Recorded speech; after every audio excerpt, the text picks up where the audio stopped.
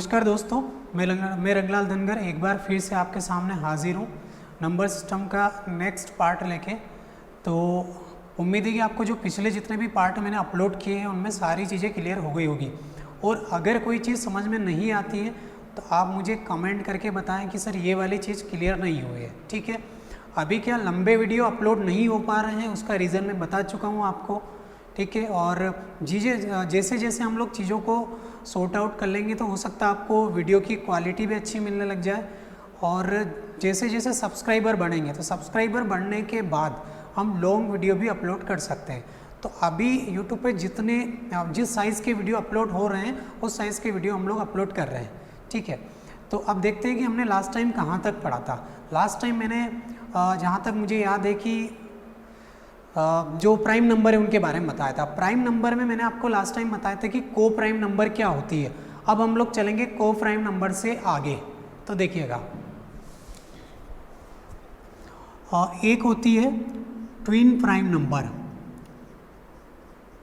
Twin prime number, okay. Twin prime number क्या होती है? ट्विन का मतलब वैसे जुड़वा होता है, कभी सुना हो आप लोग? ट्विन्स बोलते हैं ना हम लोग, ट्विन मीन्स जुड़वा। ट्विन प्राइम नंबर जुड़वा अभाज्य संख्याएं, जुड़वा अभाज्य संख्याएं। देखिए, पहले नंबर सिस्टम में ये चीज़ें देखना है कि नंबर सिस्टम में क्या स्टार्टिंग में क्या क्या होता है, नंबर्स क्या है, और उनमें कुछ डेफिनेशन जो होती है जो मैं बता चुका हूँ वो सारी क्या है। नंबर सिस्टम का मतलब ऐसा नहीं कि आप नंबर सिस्टम में डायरेक्टली यूनिट डिजिट फाइंड करने लग गए, मतलब नंबर सिस्टम का कुछ बेसिक पता ही नहीं है और आप यूनिट डिजिट फाइंड करना सीखने लग गए, या नंबर आप जीरो फाइंड करना सीख लिया, या नंबर आप फैक्टर्स देख लिया, गुणनखंडों की संख्या। तो डायरेक्टली मैं वहाँ नहीं पहुँचा सकता आपको। हाँ, अगर कोई पहुँचा सकता है तो बहुत अच्छी बात है, लेकिन मैं डायरेक्टली वहाँ नहीं पहुँचाऊँगा। पहले हम सारी डेफिनेशन देखें कि नंबर्स में जो डेफिनेशन होती है वो क्या होती है। ठीक है, देखिएगा, तो जुड़वा अभाज्य संख्या है। अभाज्य संख्याएं मैं बता चुका हूँ अभाज्य संख्याएं क्या होती है। जुड़वा अभाज्य संख्या क्या है? देखिए, वे अभाज्य संख्याएं, वे अभाज्य संख्याएं जिनका अंतर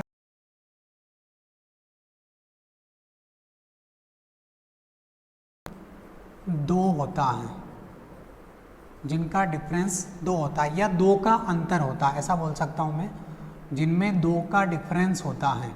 वे प्राइम नंबर जिनमें 2 का डिफरेंस होता है, the prime number having difference 2 is called twin prime number. ऐसी प्राइम नंबर जिनमें 2 का अंतर होता है वो आपकी जुड़वा अभाज्य संख्याएं कहलाती है। For example 2 3 for example 3 5 5 7 11 13 17 19 etcetera, यानी कि ऐसी आगे भी बहुत सारे नंबर हैं। ठीक है, तो उम्मीद है कि एग्जाम्पल के द्वारा आपको समझ में आ गया होगा कि ट्विन प्राइम नंबर होती क्या है। तो देखिए, प्राइम नंबर में हमने स्टार्टिंग में क्या क्या देखा। प्राइम नंबर में हमने स्टार्टिंग में ये देखा कि पहले तो प्राइम नंबर क्या होती है। ठीक है, प्राइम नंबर के बाद मैंने आपको बताया कि को प्राइम क्या होती है, रिलेटिव प्राइम क्या होती है, को प्राइम मतलब सहभाज्य संख्याएं क्या होती है। उसके बाद बताया कि रिलेटिव यानी कि अपेक्षित प्राइम नंबर क्या होती है। और अब हम लोग देख रहे हैं twin prime number. Twin prime number का मैंने बताया कि वे अभाज्य संख्याएं जिनमें 2 का अंतर होता है वे जुड़वा अभाज्य संख्याएं कहलाती है। ओके, क्लियर है? आगे बढ़ते हैं। इसके बाद कुछ छोटी छोटी बातें और है वो समझा देता हूँ। उसके बाद हम लोग नंबर सिस्टम में जो मेन टॉपिक जो होते हैं जिनसे क्वेश्चन बनते हैं वो सारी चीज़ें देखेंगे। अब अगली बात है वो है, एक तो होती है प्लेस वैल्यू और एक होती है फेस वैल्यू। एक तो होती है प्लेस वैल्यू और एक फेस वैल्यू। ठीक है, दिखाई नहीं दे रहा है शायद। एक तो प्लेस वैल्यू और face value. Face value, place value को हम लोग बोलते हैं स्थानीय मान, स्थानीय मान। फेस वैल्यू को हम लोग बोलते हैं जातीय मान, जातीय मान। ठीक है। प्लेस वैल्यू यानी कि स्थानीय मान। स्थानीय मान का मतलब हुआ हमें ये बताना कि वो संख्या कौन से स्थान पर है। जाति मान का मतलब उस संख्या की जाति क्या है, रैंक क्या है ना। जाति क्या सीधी बात है, उसका फेस क्या है, वो नंबर कौन सी है। ओके, तो सबसे पहले हम लोग डिस्कस करते हैं प्लेस वैल्यू की, स्थानीय मान की। स्थानीय मान, स्थानीय मान वह मान होता है जिससे हमें ये पता चलता है कि वह संख्या कौन से स्थान पर है, संख्या कौन से स्थान पर है। ठीक है, बात समझ में आ गई होगी। स्थानीय मान यानी कि प्लेस वैल्यू क्या होती है सॉरी, प्लेस वैल्यू क्या होती है, स्थानीय मान वह मान होता है जिससे हमें ये पता चलता है कि वह संख्या कौन से स्थान पर है। फॉर एग्जांपल मैं लिख दूं यहाँ पे कि 2354, 2354 लिख दिया मैंने, 2354। अच्छा, आप लोगों ने ये पढ़ा होगा कभी इकाई, दहाई, सैकड़ा वगैरह। इधर से अगर मैं 2354 में बोलूँ कि 4 कौन से स्थान पर, तो ये है यूनिट प्लेस, इकाई के स्थान पर। ये आपका दहाई, ये है आपका सैकड़ा, और ये कौन से स्थान पे भाई, 1000। फिर एक और आएगा तो 10,000, फिर लाख, 1 लाख, ऐसे कंटिन्यूसली आगे चलेंगे। तो 2354 में 4 की जो प्लेस है वो यूनिट प्लेस है, 5 की जो प्लेस है वो टेंस प्लेस है, और 3 की जो प्लेस है वो 100 प्लेस है, और इसकी 1000 है। तो 4 जो इकाई पे, 5 जो है दहाई पे, 3 जो है सैकड़े पर, 2 जो है वो 1000 पे। ठीक है, तो यहाँ पे हमें इसे देख के ये पता चल रहा है कि भाई 4 कौन से प्लेस पे है, 5 कौन से प्लेस पे है, 3 कौन से प्लेस पे, और 2 कौन से प्लेस पे। तो मैंने परिभाषा में भी यही लिखा है, स्थानीय मान वह मान होता है जो यह बताता है कि कोई संख्या कौन से स्थान पर है। सीधी बात है। तो 2354 में अब मैं आपसे पूछूं कि 5 का स्थानीय मान क्या होगा, 5 का स्थानीय मान क्या होगा। तो पहले आप ये चेक करोगे कि सर ये कौन से स्थान पर है, तो 4 जो है वो कौन से, इकाई। अब कोई नंबर अगर इकाई के स्थान पर, इसका मतलब उसमें कितने का मल्टीप्लाई होगा भाई, 1 का, यूनिट। दहाई के स्थान पर इसका मतलब उसमें कितने का मल्टीप्लाई होगा, 10 का। सैकड़े के स्थान पर इसका मतलब कितने का मल्टीप्लाई होगा, 100 का।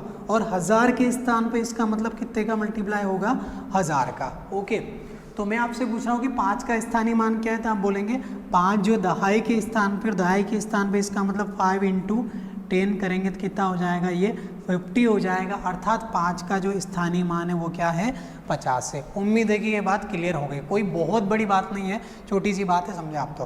ठीक है, तो 5 का स्थानीय मान क्या हो गया, यहाँ पे 50 हो गया है। अब मैं पूछूं कि भाई 3 का स्थानीय मान क्या था, आप बोलोगे 3 का स्थानीय मान 300 हो जाएगा। 2 का स्थानीय मान क्या था, आप लोग बोलोगे 2 का स्थानीय मान क्या था, आप लोग बोलोगे 2000। ठीक है, मैं बोलूँ कि 4 का स्थानीय मान क्या था, आप लोग क्या बोलोगे, 4 हो जाएगा। तो ये बात समझ में आ गई होगी। एक एग्जाम्पल और ले लेते हैं, 85643। ठीक है, यानी कि 85,643 है। मैं पूछ रहा हूँ 6 का स्थानीय मान, तो आप बोलोगे 6 का स्थानीय मान 600। कैसे, इकाई, दहाई और सैकड़ा। 5 का स्थानीय मान था, आप बोलोगे 5000। 8 का स्थानीय मान था, आप लोग बोलोगे 80,000। ठीक है, उसके अलावा 4 का स्थानीय मान है तो 40 होगा, और 3 का स्थानीय मान जो है वो 3 होगा। तो ठीक है, छोटी सी बात थी, मैंने आपको समझा दी है। अब इससे कभी छोटा सा क्वेश्चन ये बन जाए, जैसे 5432। अब 5432 में एक छोटा सा क्वेश्चन पूछ लिया जाए आपसे कि 3 के स्थानीय मान और 5 के स्थानीय मान में अंतर बताइए। 3 के स्थानीय मान और 5 के स्थानीय मान में अंतर बताइए, डिफरेंस बताइए। Find the difference between the place value of 3 and 5। 5 और 3 की प्लेस वैल्यू में कितना डिफरेंस होगा। ओके, तो पहले ये चेक करेंगे कि 3 का स्थानीय मान क्या है, तो कि 3 का स्थानीय मान 30 होता है। 5 का स्थानीय मान क्या है, तो कि 5 का स्थानीय मान यहाँ पे 5000 हो जाएगा। ओके, बात समझ में आ रही। तो 5000 में से अगर हम 30 माइनस करेंगे 5000 माइनस 30, तो ये हो जाएगा आपका 4970। ओके, ये इसका आंसर होगा। बात समझ में आ गई है? तो एक बार देख लेते हैं। मैंने ये लिखा था कि 5432 में 5432 में 3 और 5 के स्थानीय मान में क्या अंतर होगा। तो पहले ये चेक किया कि 3 का स्थानीय मान क्या है। 3 का स्थानीय मान 300 होगा, 300 होगा। 5 का स्थानीय मान क्या, तो कि 5 का स्थानीय मान 5000 होगा। 5000 में से 30 माइनस करेंगे तो आ जाएगा 4970। ठीक है, तो उम्मीद है कि आपको ये समझ में आ गया होगा। तो चलिए आगे बढ़ते हैं। तो बहुत ही ज़बरदस्त तरीके से हम लोग चीज़ों को पढ़ेंगे।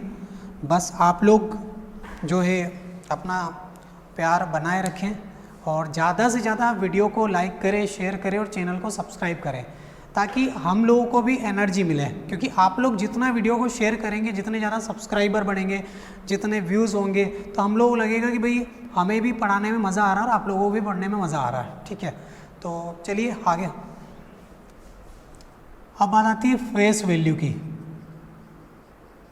फेस वैल्यू, फेस वैल्यू क्या होती है अभी समझाया मैंने। फेस वैल्यू का मतलब होता है हिंदी में, वो होता है जाति मान।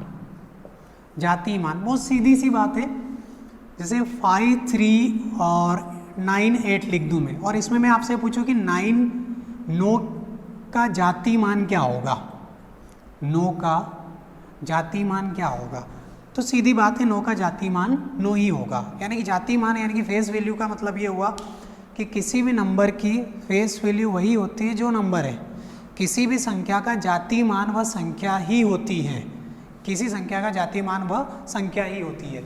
मैं बोलूँ कि 5 का जाति मान क्या होगा, तो आप बोलोगे सर 5 ही होगा। बोलो 3 का जाति मान क्या होगा, तो 3 ही होगा। 8 का जाति मान क्या होगा, तो भाई 8 ही होगा। ठीक है, तो सीधी सीधी बात ही समझ में आ गई होगी। ओके, आगे बढ़ते हैं।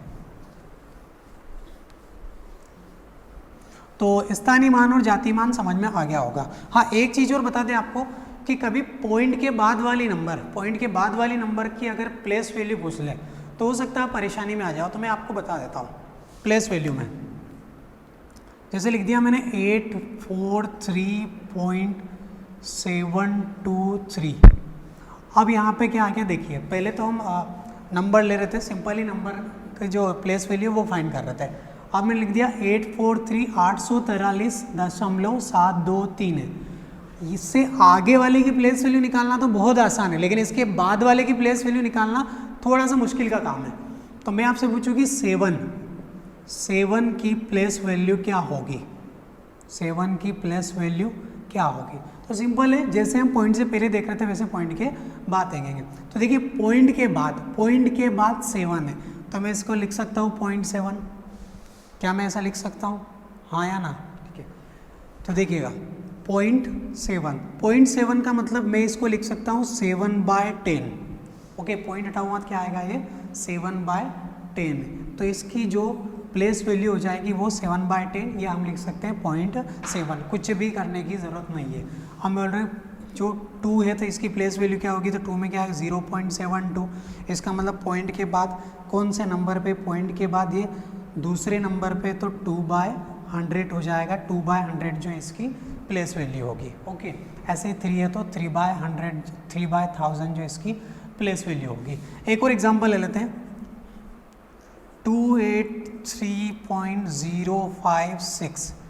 इसमें बोल रहा हूँ कि 5 की प्लेस वैल्यू क्या होगी, तो ये बात है पॉइंट के बाद 2 अंक है, पॉइंट के बाद 2 नंबर है, तो क्या लिखेंगे 5/100 जो इसकी प्लेस वैल्यू हो जाएगी। ओके, तो बात समझ में आ गई होगी। मिटा देते हैं इसको। चलिए, तो ये छोटी छोटी बातें थी, मैंने आपको समझा दी है। ठीक है, तो नंबर सिस्टम से लेकर जितनी भी डेफिनेशंस बनती है, जितनी भी परिभाषाएं बनती है, जहाँ से छोटे छोटे क्वेश्चन एग्जाम में पूछे जा सकते हैं, वो सारी बातें मैं आपको समझा चुका हूँ। अब हम लोग नंबर सिस्टम का एक और तरीके से डिवाइडेशन करेंगे और उसको पढ़ेंगे। तो देखिएगा, अब आपको चीज़ों को और आराम से देखना है, क्योंकि अब जो मैं आगे बताने जा रहा हूँ वो बहुत ही महत्वपूर्ण चीज़ें हैं। ठीक है, तो देखिए,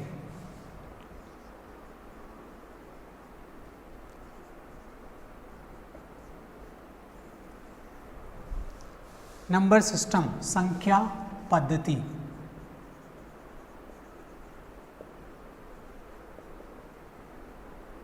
नंबर सिस्टम, अभी तक हमने यही देखा है, फिर भी बता रहा हूँ मैं कि अभी तक हमने यही देखा है कि नंबर सिस्टम में क्या क्या डेफिनेशंस हो सकती हैं, उनका क्लासिफिकेशन कैसा है। तो अब हम लोग ये देखेंगे कि नंबर सिस्टम से क्वेश्चन कहाँ से बन सकते हैं। ठीक है, ये नंबर सिस्टम का मेजर पार्ट है। तो नंबर सिस्टम में भाई हम लोग सबसे पहले देखेंगे, वो देखेंगे number of zeros, number of zeros find करना। ओके, इसको हम लोग बोलते हैं शून्यकों की संख्या, शून्यकों की संख्या ज्ञात करना। जो सबसे पहला जो पार्ट होगा अपना इसमें वो होगा शून्यकों की संख्या ज्ञात करना। दूसरा जो पार्ट होगा वो आपका रिमाइंडर थ्योरम,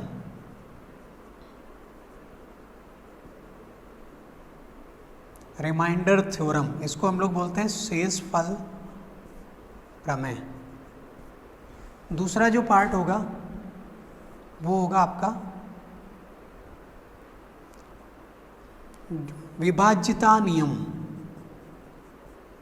विभाज्यता के नियम सबसे इम्पोर्टेंट पार्ट है नंबर सिस्टम के, विभाज्यता के नियम है। और इसको हम लोग बोलते हैं डिविजिबिलिटी रूल।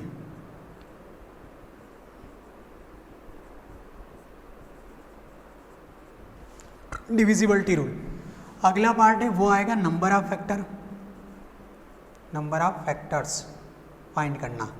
गुणनखंडों की संख्या, गुणनखंडों की संख्या ज्ञात करना। सिर्फ संख्या ही ज्ञात नहीं करना है, गुणनखंड कितने हैं वो बताना है, और ओड इवन फैक्टर भी फाइंड करके बताना है कि किसी नंबर के कितने ओड फैक्टर हो सकते हैं, कितने इवन फैक्टर। और ये भी आपको बताना है कि जो उसके फैक्टर है उनका सम क्या होगा, योग क्या होगा। उसके बाद आता है आपका, ऐसा ज़रूरी नहीं कि इनको हम ऐसे सीक्वेंस में पढ़ते हैं हमेशा, हम नंबर ऑफ फैक्टर्स को पहले पढ़ सकते हैं, उसके बाद डिविजिबिलिटी रूल पढ़ सकते हैं, उसके बाद रिमाइंडर थ्योरम और नंबर ऑफ जीरोस, या सीधा मैंने नंबर ऑफ जीरोस उठा लिया, उसके बाद फिर मैंने डिविजिबिलिटी रूल पढ़ा दिया, या उसके बाद फिर मैंने गुणनखंडों की संख्या बता दी, तो ऐसा चलेगा। ज़रूरी नहीं कि सर ने ये सीक्वेंस बता दिया तो भाई हमेशा सीक्वेंस ही पढ़ना है, ठीक है, ऐसा कुछ भी नहीं है। उसके बाद नेक्स्ट जो है वो है इकाई का अंक, इकाई का अंक ज्ञात करना। और एंडिंग में है संख्या श्रेणी, संख्या श्रेणी, नंबर सीरीज, संख्या पत्ती में ही नंबर सीरीज। ठीक है, ये जो नंबर सीरीज रीजनिंग वाला नंबर सीरीज नहीं करेंगे हम लोग। नंबर सीरीज में हम लोग देखेंगे कि कुछ नंबर जो सीक्वेंस में दी है या सीक्वेंस में नहीं दी है, उनका ओड इवन सीक्वेंस में दी है या प्राइम नंबर है, तो उनका सम कैसे फाइंड किया जा सकता है, ठीक है, उनका योग कैसे निकाल सकते हैं। ओके, और इसी के अंदर हम जो एपीजीपी से जो क्वेश्चन बनते हैं वो देख लेंगे यहाँ पे। एपीजीपी नहीं, समांतर श्रेणी और गुणोत्तर श्रेणी। तो ये सारे पार्ट देखना आपको और बहुत आराम से पढ़ना है यहाँ से, ठीक है। और अभी तक अगर किसी ने चैनल को सब्सक्राइब नहीं किया तो वो कर लें, ताकि आपको आगे की वीडियो की अपडेटिंग जो है मिलती रहे। तो पहला पार्ट आपका शून्यकों की संख्या, दूसरा है वो शेषफल प्रमेय, तीसरा विभाज्यता के नियम है, चौथा जो गुणनखंडों की संख्या है, पांचवा इकाई का अंक ज्ञात करना, और अगला जो है वो संख्या श्रेणी। तो चलिए स्टार्ट करते हैं नंबर ऑफ जीरोस फाइंड करना।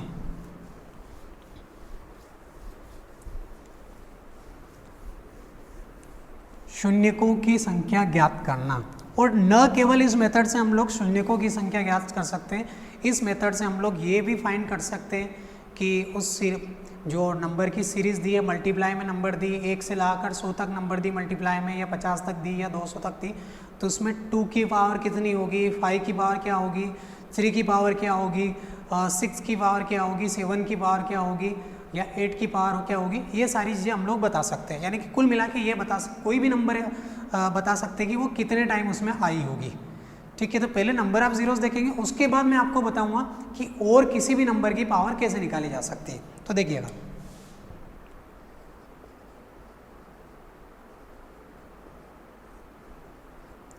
शून्यकों की संख्या ज्ञात करना,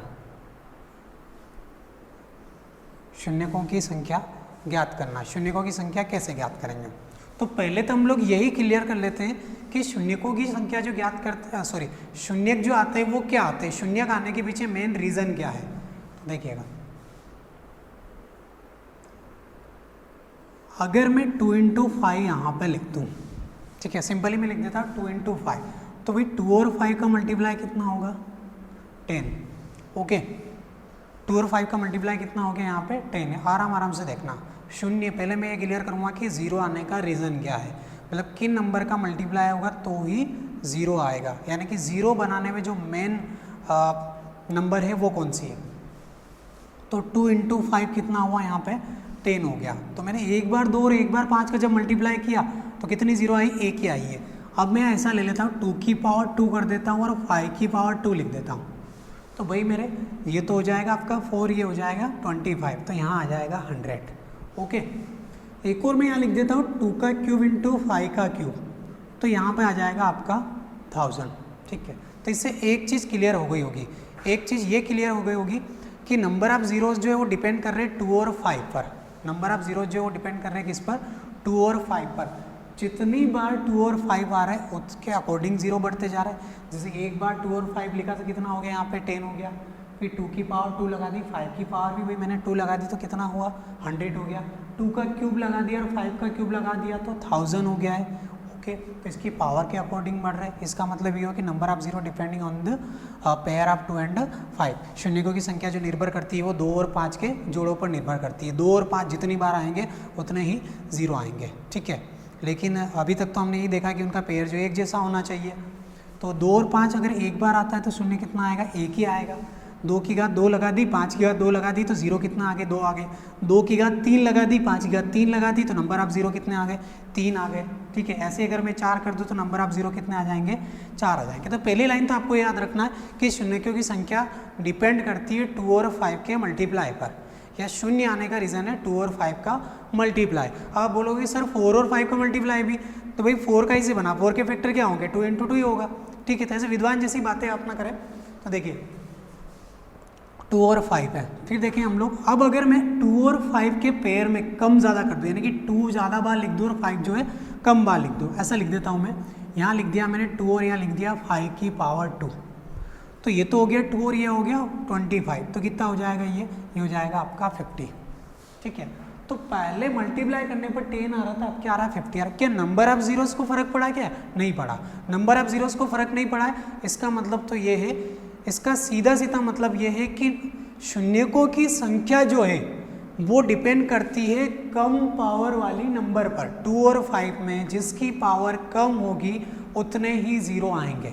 इस बात को हम और एग्जाम्पल लेके समझ सकते हैं। देखिएगा, जैसे मैं 2 की पावर 2 लगा दूँ और 5 एक ही बार लिख देता हूँ तो ये हो जाएगा आपका 20। ओके, यहाँ क्या हो रहा था 50, क्या नंबर ऑफ जीरो बढ़े, नहीं बढ़े। यहाँ कितना हो गया 20, क्या नंबर ऑफ जीरो बढ़े, नहीं बढ़े। और देख लेते हैं, 2 का क्यूब कर दे और 5 का स्क्वायर लगाते हैं तो 8 हो जाएगा और ये हो जाएगा 25, तो ये हो जाएगा आपका 200। क्या नंबर ऑफ जीरो पे फर्क आया, बिल्कुल आया, लेकिन फिर भी यही बात चल रही है कि नंबर ऑफ जीरो जो डिपेंड कर रहे हैं किस पे, कम पावर पे, यानी कि जिस नंबर की 2 और 5 में जिसकी पावर कम है उसके अकॉर्डिंग जीरो जो है वो एडजस्ट हो रहा है। यहाँ पे भी यही हुआ था, 2 की पावर 2 है और यहाँ 5 है तो 5 की पावर कितनी 1 है, जीरो कितनी आई, एक ही आई। इसका मतलब जीरो का पे डिपेंड कर रहे हैं 5 की पावर पे। यहाँ पे 2 इंटू 5 की पावर 2 था, 2 की पावर कितनी 1 है, 5 की पावर 2 है। नंबर ऑफ जीरो किस पे डिपेंड कर रहे हैं, 2 की पावर पे। 2 की पावर कम है इसलिए नंबर ऑफ जीरो भी कैसे आ रहे हैं, कम आ रहे हैं। आगे 2 का क्यूब है, यहाँ पर 5 की पावर 2 है, नंबर ऑफ जीरो कितना है, 2 ही आए। इसका मतलब जो नंबर ऑफ जीरो डिपेंड किस पे कर रहे हैं, जिसकी पावर कम है। तो दूसरी बात ये क्लियर हो गई कि अगर 2 और 5 का मल्टीप्लाई किया जा रहा हो, 2 और 5 का मल्टीप्लाई हम लोग कर रहे हैं और उसमें 2 की पावर कम आ रही है और 5 की पावर ज़्यादा आ रही है, तो नंबर ऑफ जीरो जो है वो डिपेंड करेंगे जिसकी पावर कम है, यानी कि 2 की पावर पे। तो माय डियर फ्रेंड्स, ये बात क्लियर हो गई होगी। ओके, आगे बढ़ते हैं। आप चाहे तो मैं जो बोलता जा रहा हूँ उन बातों को आप लिख सकते हैं ताकि आगे जब आप नोट्स बनाएं तो उसमें कोई समस्या ना आए, भूले नहीं आप। ठीक है, तो नंबर ऑफ जीरो का पे डिपेंड करती है 2 और 5 के पेयर पे। 2 और 5 के पेयर में भी अगर 2 और 5 के पेयर एक जैसे, मतलब 2 और 5 की पावर एक जैसी आ रही है तो नंबर ऑफ जीरो उनकी पावर पे ही डिपेंड करेगी। और अगर उनकी पावर कम ज़्यादा हो गई है, इसका मतलब number of zero depending on the less power यानी कि जिसकी घात कम है उस पर शून्यकों की संख्या निर्भर करती है। चलिए आगे बढ़ते हैं। एक छोटा सा क्वेश्चन ले लेते हैं एग्जाम